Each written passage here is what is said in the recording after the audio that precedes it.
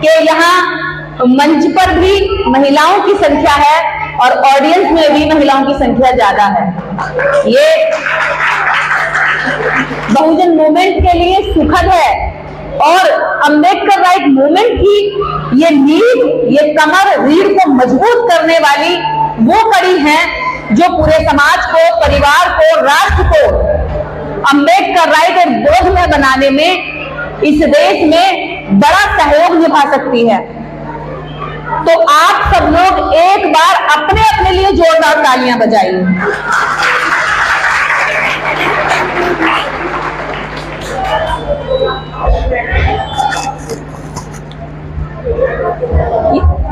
मंजू जी, ये वो वाला दो ना बिना वायर का।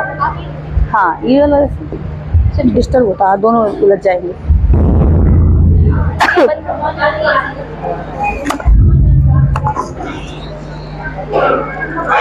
तो आज का जो कार्यक्रम है, इसके समस्त आयोजकों को और इनका सहयोग देने वाले उन पुरुषों को भी जो दिखाई नहीं दे रहे सामने लेकिन पीछे से सहयोग पूरा दिया है, उन सभी को बहुत बहुत आभार और साधुवाद व्यक्त करती हूँ कि इस कार्यक्रम को इस खूबसूरती के साथ आयोजित किया।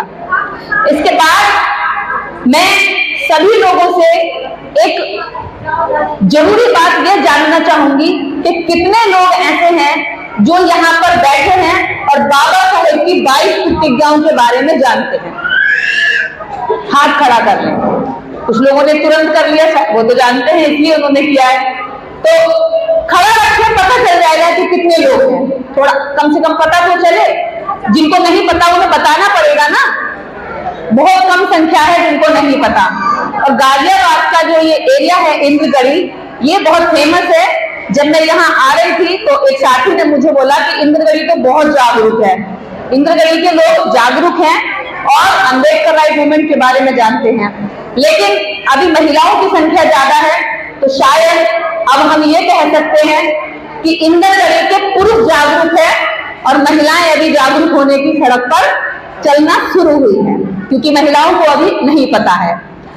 कारण क्या है कि पुरुष मंच से बोलता है, वहां से सुनता है और अपनी जेब में रखता है और रास्ते में कहीं जाते हुए उसे छोड़ के चला जाता है। बहुजन मूवमेंट को, अपने महापुरुषों के विचार को घर तक नहीं ले जाता। तो उसकी महिलाओं को पता कैसे चलेगा? कह देता है, अरे सामाजिक काम तुम्हें क्या काम, मैं करके आ रहा हूँ, तुम बैठो घर में काम करो। और उसे कभी पता ही नहीं चलता कि मेरा पति कितना बड़ा काम करने जा रहा है। इसलिए वो महिला अपने पति की इज्जत भी नहीं करती, पागल है, घूमता रहता है, साफ सुथरे कपड़े बना दे रहे, शाम को गंदे करके आ जाता है, क्योंकि आपने उनको बताया नहीं कि मैं क्या करने जा रहा हूँ। ये कितनी महत्वपूर्ण प्रोग्राम होते हैं। तो जब ये इनको बताएंगे तो ये आपको तैयार करके भी भेजेंगी, आने के बाद घर में आपका स्वागत भी करेंगी और जल्दी से काम खत्म करके आपके साथ जाने की तैयारी भी करेंगी। तो जरूरत है कि इनको बताया जाए कि बहुजन मूवमेंट केवल पुरुषों का नहीं है, महिलाओं का भी है। और इस महत्वपूर्ण मूवमेंट का महत्वपूर्ण हिस्सा है, क्योंकि बाबा साहेब डॉक्टर अम्बेडकर इतनी बड़ी बात कहकर गए कि मैं किसी भी समाज, परिवार या राष्ट्र की तरक्की उसकी महिलाओं की तरक्की से आंकता हूं।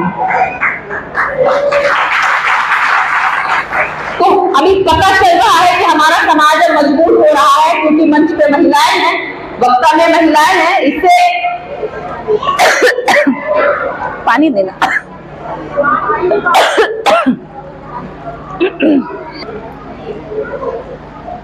अम्बेडकर राइट मूवमेंट, वाया मैं हाथ लगा रही हूँ, अब मजबूती की ओर बढ़ रहा है। यही कारण है कि वो लोग तिलमिलाए बैठे हैं जो बाबा साहब डॉक्टर अम्बेडकर को पानी नहीं पीने देते थे। बबीता जी ने बताया कि स्कूल में सब बच्चे पानी छू सकते थे, लेकिन बाबा साहब नहीं पी सकते थे। सब बच्चे बोर्ड को छू सकते थे, बाबा साहब नहीं छू सकते थे। तो जिन लोगों ने बाबा साहब के साथ भेदभाव किया, वो लोग आपको कैसे बख्श देंगे? और बाबा साहेब की संतानें हो, उनकी औलाद हो, तो उनकी कही हुई बातें मानो।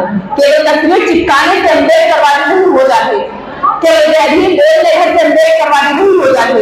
अगर हम अम्बेडकरवादी हैं तो अम्बेडकरवाद की उन मुख्य बातों को तो कम से कम हम जाने जो बाबा साहब डॉक्टर अम्बेडकर हमारे लिए कह कर गए। बाबा साहब डॉक्टर अम्बेडकर इस देश के अंदर जब मैं अभी बड़ौदा गई गुजरात, तो 11 दिन उन्होंने वहां नौकरी की सयाजी गायकवाड़ के सेना के मुख्य सचिव बनकर। और जब वो अधिकारी बनकर लंदन से पढ़ गए, अधिकारी बनकर जब अपनी कुर्सी पर बैठे, तो चपरासी एक अधिकारी के सामने कुछ नहीं होता है, लेकिन चपरासी भी डॉक्टर अम्बेडकर को पानी नहीं दे रहा था, ये कहते हुए कि अरे ये तो अछूत है, महान है। लेकिन आज बाबा साहब डॉक्टर अम्बेडकर ने वो सब कुछ बदला। आज उसी भवन का नाम बाबा साहब डॉक्टर अम्बेडकर स्मृति भवन के नाम से है। नागपुर में बार बार बाबा साहब का सम्मान अपमान किया गया। जहां जहां वो गए वहां वहां उनको अपमान झेलना पड़ा। जब मैं नागपुर गई और मैं एयरपोर्ट से उतरी, जब मैं फ्लाइट से उतरी और मैं गेट की तरफ निकली, तो मैंने देखा कि बड़ा बड़ा अक्षरों में लिखा हुआ था अंतरराष्ट्रीय हवाई अड्डा बाबा साहब डॉक्टर अम्बेडकर।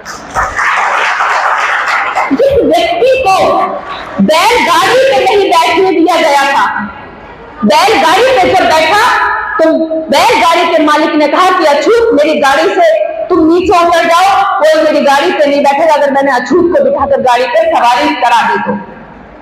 जिस व्यक्ति को बैलगाड़ी से उतार दिया गया उसकी जाति जानने के बाद आज उस व्यक्ति के नाम से बैलगाड़ी नहीं हवाई अड्डों के नाम रखे हुए हैं। ये आपके पूर्वज, आपके पुरखे, आपके पिता, आपके बाप, मैं क्या कहूं कि जिन्होंने जो आपका रहनुमा है उसने ये समय बदल के दिखाया। आप कहां कहां शक्ति ढूंढ रहे हो, चमत्कार खोज रहे हो। बताइए इससे बड़ा चमत्कार कोई कर सकता है कि जिस व्यक्ति को अछूत कहा गया आज उसी के नाम से अंतरराष्ट्रीय हवाई अड्डे हैं। जिस व्यक्ति को अछूत कहा गया आज उसी व्यक्ति की पूरी दुनिया में सबसे अधिक मूर्तियों की स्थापना हो रही है। जिस व्यक्ति को नीच कहा गया आज उसी व्यक्ति के सामने सर झुकाकर देश का प्रधानमंत्री नमो बुद्धाय जय भीम बोल रहा है। क्या ये चमत्कार नहीं है? अरे जिन दलितों के, शूद्रों के, स्त्रियों के, पुरुषों के शरीर पर चिथड़े हुआ करते थे, चिथड़े अंग ढकने के लिए पूरा कपड़ा नहीं होता था, एक ही वस्त्र में पूरा अंग ढका जाता था,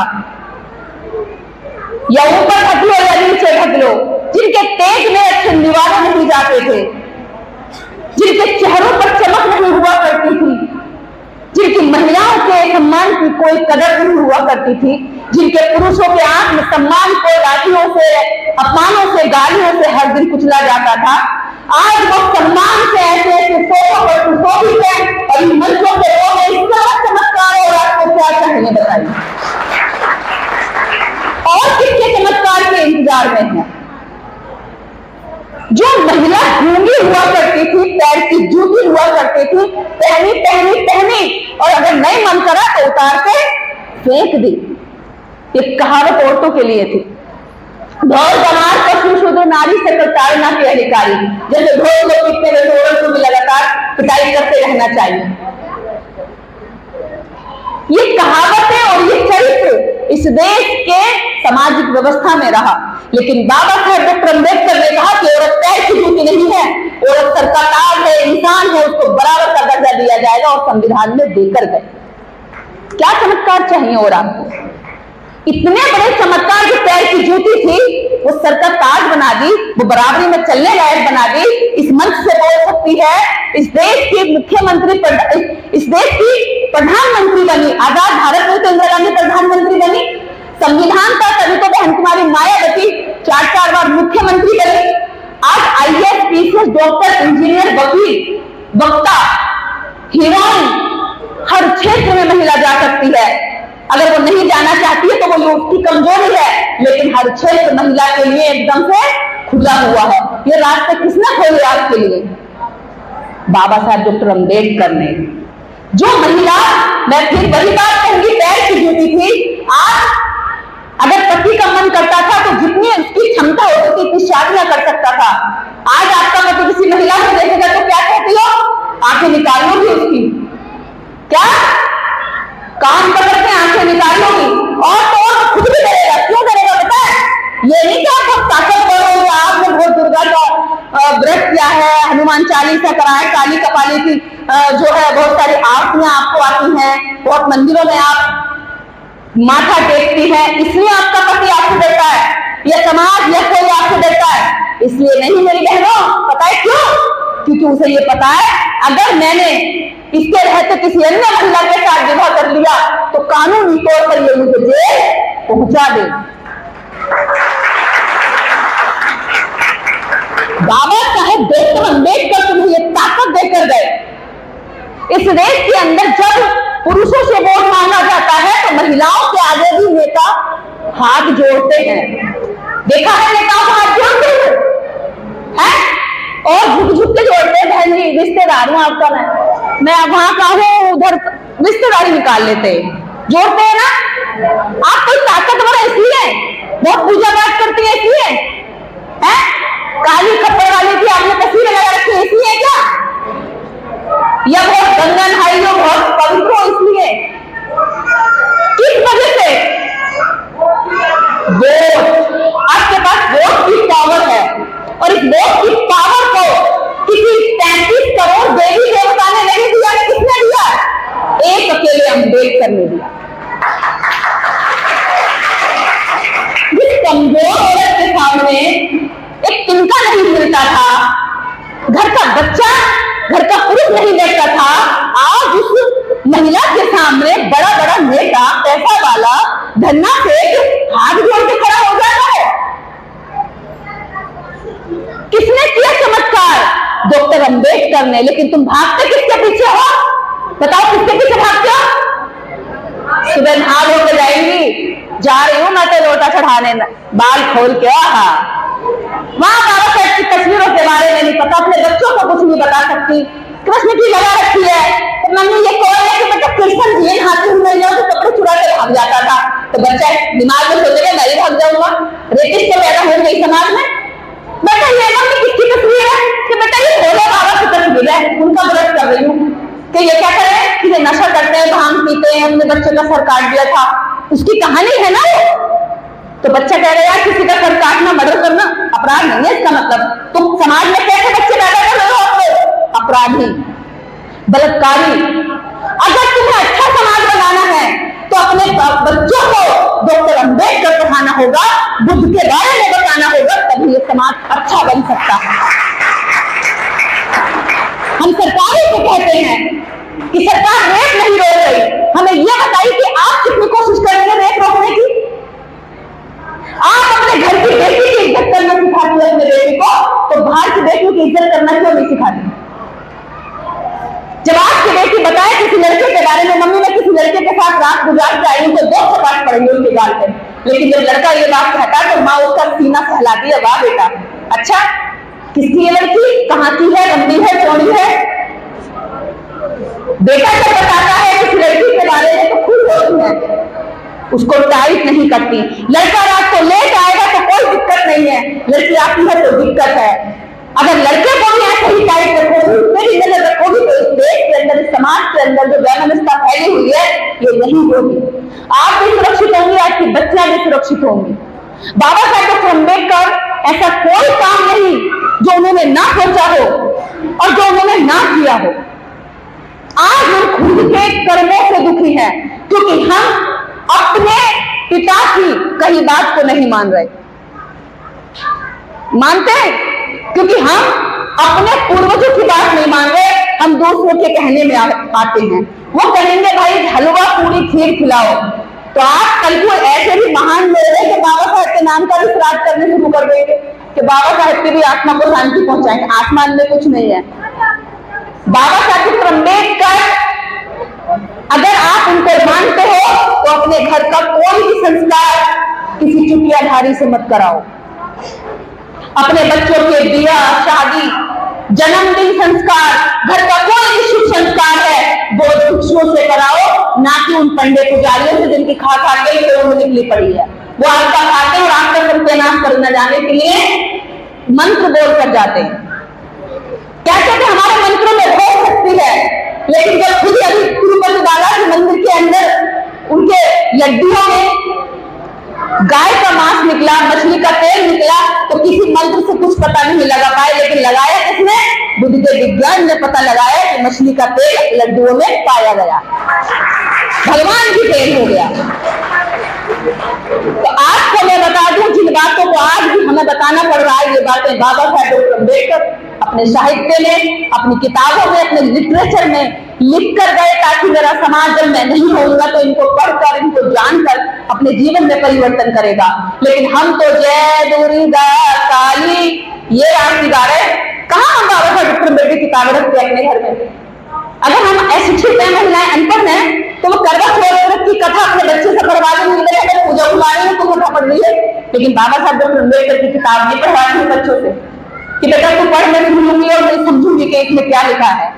तो ये जो लगन है आपकी गलत जगह पर है। उस लगन को, उस श्रद्धा को, उस अपनी एनर्जी को अपने मिशन पर लगाइए, अपने पूर्वजों पर लगाइए। निकम्मी औलाद मत बनिए, कातिल और लायक औलाद बनिए। लायक औलाद अपने बाप की बात मानती है और नालायक औलाद पड़ोसी की बात मानती है। तो पड़ोस वाले की बात ना मानिए, पड़ोस वाला को कहते हैं ना, अपना मारे छाव में डाले और गैर मारे धूप में डाले।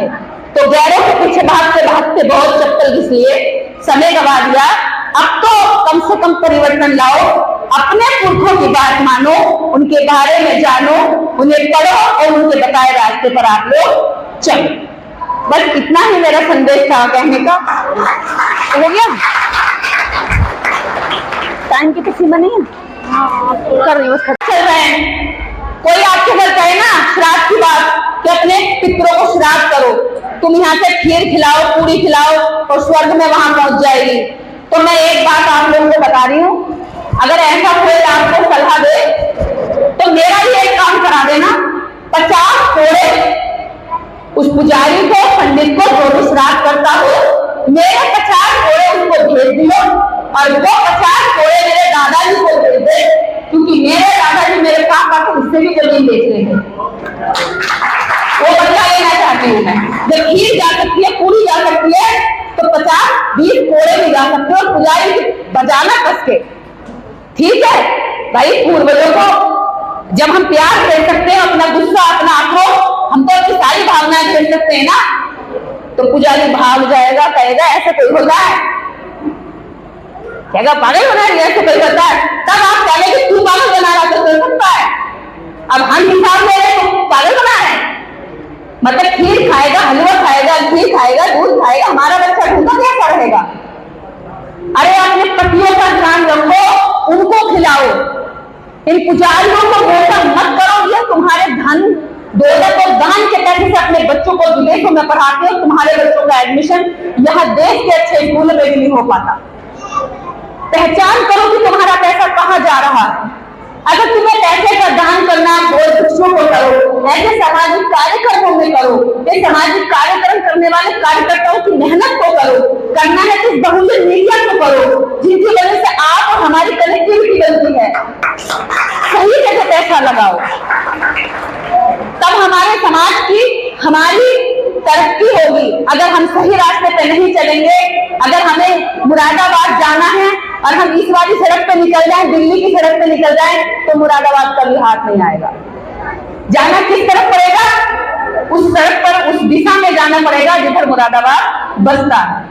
दिल्ली की तरफ जाकर मुरादाबाद ढूंढोगे तो हाथ नहीं आएगा। तो इसलिए अगर अपने बाप के दिले अधिकारों को चाहिए तो उनकी कई बातों को मानिए।